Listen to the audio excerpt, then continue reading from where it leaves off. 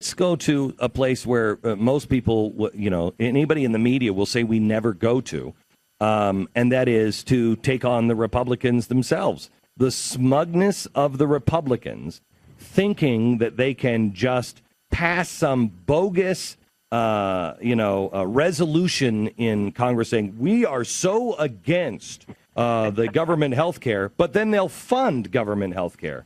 Isn't that the same kind of smugness? I've been astonished at how many Republicans in Washington want a fig leaf. They want a vote that they can say, look, see, I did the right thing, but they don't actually want to succeed. And, we've got a moment of redemption, I think, that is possible for some Republicans, where we actually can successfully defund Obamacare. We've got 63 days to do it.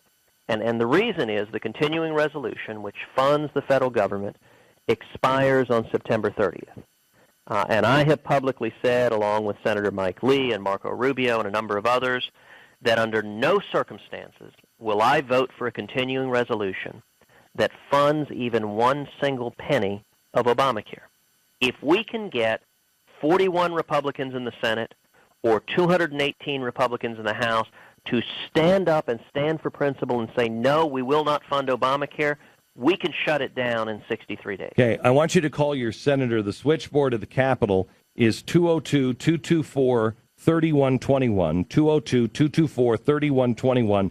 Call the Capitol now and tell them enough is enough. You do not fund universal health care. Do not fund it through the continuing resolution to join Senator Cruz and others in the Republican Party. But I want you to know the Republicans are not for this. In fact, if I may ask you what happened, Senator Cornyn was part of your cabal, and he has now dropped out, and he's decided to side with the big government Republicans. Why? What happened?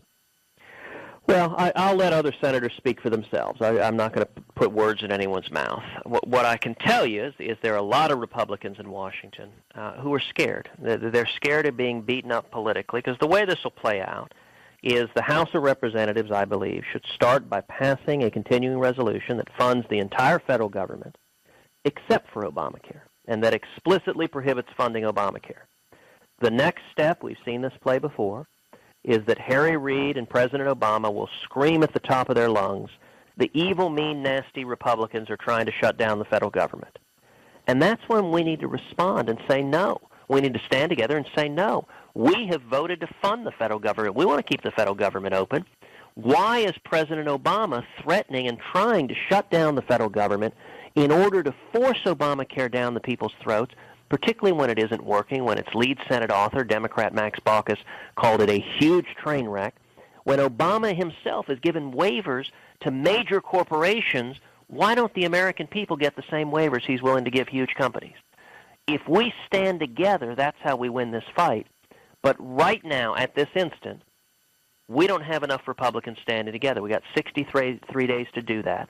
And the only way to get those votes, to get Republicans to stand up, is for what you just said, Glenn, for the American people, for the grassroots to stand up.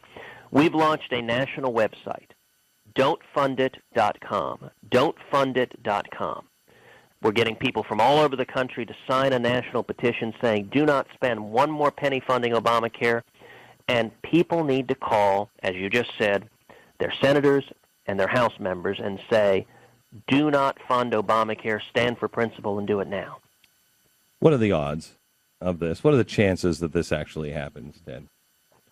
I mean, how the cabal that you're going up against, I think Americans are so done. I shouldn't say Americans. I think that the Republican base, except for those weasels that are really progressive Republicans, is so sickened by what the Republicans really are, because we've just figured it out, what they really are, that they're not. If I'm in my car or my truck, I'm thinking to myself, why am I going to call? It's not going to make a damn bit of difference anyway. They're all weasels. So what are the chances of this? Well, it depends. If we use the traditional political model, the chances are zero. If we have to depend on elected politicians, listen, I can't win this fight. Mike Lee can't win this fight. Marco Rubio can't win this fight. No politician in Washington can win this fight, because if it's just going to be arguments in the Senate cloakroom, the votes are against us. The only way we can win this fight is to change the paradigm, change the terrain. If we see thousands or millions of Americans rise up, pick up the phone, send emails, and just rain down upon our elected officials, the one principle that is true, I think liberty is never safer than when politicians are terrified. And if the American people stand up with such overwhelming numbers that it becomes riskier to do the wrong thing than it is to do the right thing, that's how we win this fight. And so every day for the next 63 days, what I'm going to be spending my time doing is urging the American people to do that, to stand up and take our government back, urge these elected officials that give speech after speech about Obamacare to actually put action where their words are and not vote to fund it. Okay.